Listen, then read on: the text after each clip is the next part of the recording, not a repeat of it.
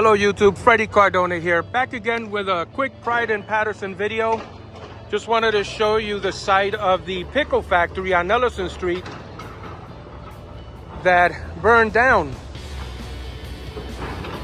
And of course the Panther Academy is right there next to it.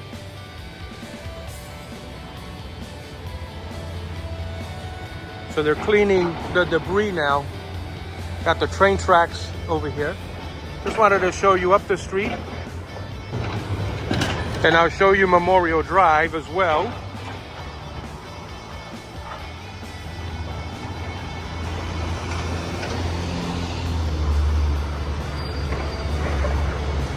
Just wanted to quickly show you this area. Don't know what they're gonna do with this site, but hopefully something will come out of the ashes. Thank you so much for watching. We'll see you on the next Pride in Paterson video.